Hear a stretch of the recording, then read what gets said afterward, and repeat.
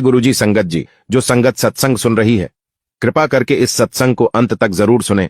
बहुत से सवालों के जवाब मिलेंगे आपको इस सत्संग से। चलिए सत्संग को शुरू करते हैं। तो भाई हरबंस सिंह कीर्तन कर रहे थे, जिनका आप अक्सर व्याख्या वाले शब्द सुनते हो उनके। तो मेरे मन में ये आया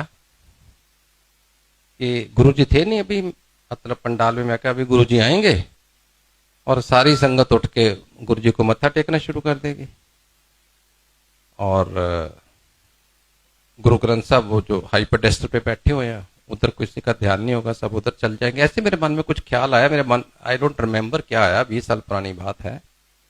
तो मेरे को इतना याद है, जब भी मेरे मन में ये ख्याल आया, फौरन कीर्तन रोक के अनाउंसमेंट की गई कि अब गुरुजी पंडाल में आ रहे हैं और उनका हुक्म है कि गुरु ग्रंथ साहब की हजूरी में कोई भी गुरुजी को मत्था नहीं टेकेगा, क्योंकि गुरु ग्रंथ साहब जब मौजूद होते हैं वो सुप्रीम होते हैं। एक मेरे मन का सवाल का जवाब मिल गया। अच्छा लगा मेरे को। विचार की धारा कोई ऐसी बड़ी बात नहीं थी। गुरुजी आए, ऐसे मैं बैठा था, इधर आके बैठ गए और आके मेरे को बड़े मिस्चीवियस तरीके से स्माइल दी, बताने के लिए कि तेरे सवाल का जवाब मिल गया। मैं कहा हाँ जी।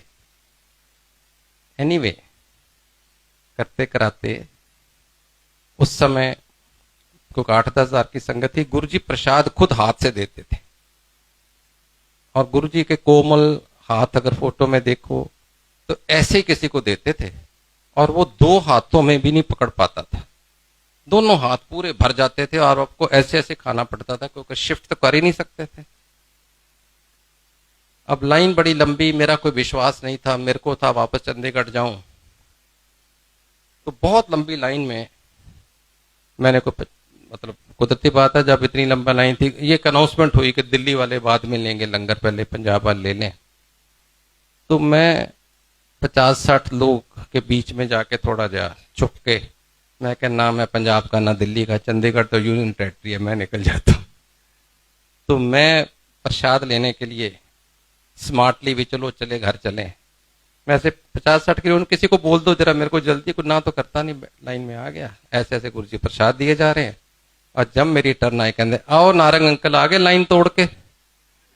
मैं तो देखता ही रह गया। फिर इन्होंने देखा कहाँ पे, मेरे को उस समय एहसास नहीं हुआ ये कौन है। आज पता है वो शिव हैं, तीसरी आंख से दुनिया देखते हैं, मैं किस बात की मूली हूं। लेकिन वो उन्होंने जब कहा ना, मैं कह यार इन्होंने पकड़ दिया मेरे को। और फिर जाने के टाइम मेरे को कहते 7 जुलाई को मेरा जन्मदिन है, बड़े मंदिर लेके आई फैमिली नो। सब फिर 7 बच्चे मुंह से निकला।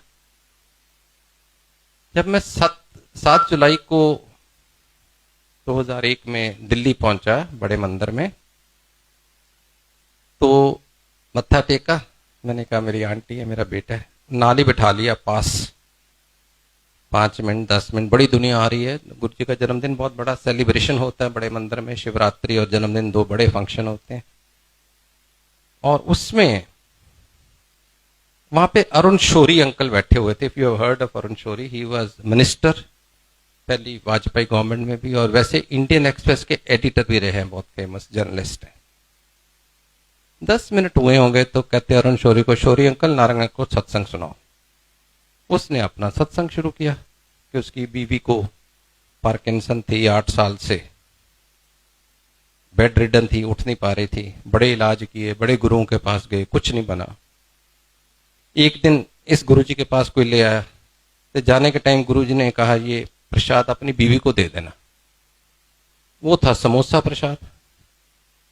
अब ये आदमी सोचे, मैंने गुरुजी को बोला है बेड रिडन है, ये भी बोला उठ नहीं सकती, तो गुरुजी को क्या सूझी, प्रसाद भी देना था तो फ्राइड ही देना था, मतलब वो तो खाती नहीं, टच नहीं करती। एनीवे, घर जाके अपनी बीवी को बोलता है, अरुण शौरी अंकल, अनीता, ये आज मैं एक और गुरु के पास गया था। रोज ही जाता होगा बेचारा, वाइफ बीमार है तो परेशान नहीं है।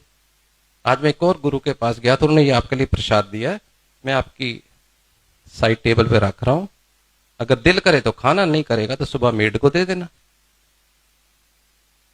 कहते मैं तो कह के अपने कमरे में चला गया, क्योंकि मेरे को काम करना होता था जर्नलिज्म का। सुबह मैं 6-6:30 बजे बतौर आदतन चाय पीने आता था, बीवी के पास आया तो बीवी बेड पे नहीं। तो मैं बड़ा परेशान, मैंने आवाज़ दी अनीता अनीता, और सॉरी मैंने आवाज़ दी उस नर्स को जो ड्यूटी पे होती है, वो भी नहीं बोली, जहाँ तो ऑफ ड्यूटी होगी जहाँ कहीं इधर उधर होगी। फिर मैंने देखा समोसा भी नहीं है, मैं क्या तो खा गई लगती है। Then I said Anita Anita and she replied from the washroom, don't shout, I am in washroom. समझ नहीं लगी किसके साथ गई, क्योंकि जिसका नर्स की जिसकी ड्यूटी थी वो तो बोल नहीं रही थी। उतनी देर में वॉशरूम का दरवाजा खुला और सोटी के साथ आंटी आ गए। तो बड़ा परेशान हुआ, आप तो 8 साल से नहीं उठ रहे थे, क्या हुआ? कहती पता नहीं, आपने रात को एक प्रसाद दिया था, पहले तो मेरा भी कोई मन नहीं था खाने का, ऐसे रख दिया, और फिर 2 बजे 2:30 बजे मेरे मन में क्या ख्याल आया, मैंने उठा के प्रसाद खाया। अब मैंने भूल ही गई थी कि मैं उठ नहीं सकती, प्रसाद खाया तो मेरे को अर्ज हुई बाथरूम जाने की, मैं सोटी पकड़ी और चली गई। That was the beginning. अब यही चीज कोई ऐरा गहरा का कोई भी और संगत का सुनाता तो मेरे को विश्वास नहीं होता।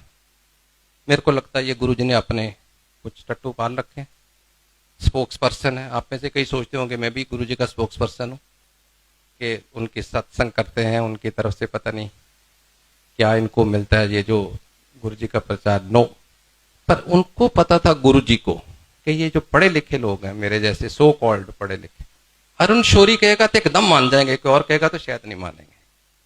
तो यही कारण था गुरु जी ने अरुण शौरी से ही सबसे पहले सत्संग कराया मेरे साथ, जिसमें मेरा, मेरी बीवी और मेरे बेटे को अटल विश्वास हो गया। उम्मीद है आप सबको आज का सत्संग अच्छा लगा होगा। अगर ऐसा है तो आप इस सत्संग को दूसरी संगत के साथ जरूर साझा करें। मिलते हैं आप सबसे अगले सत्संग में, जब तक के लिए सत्संग सुने और दूसरों को भी सुनाएं। जय गुरु जी।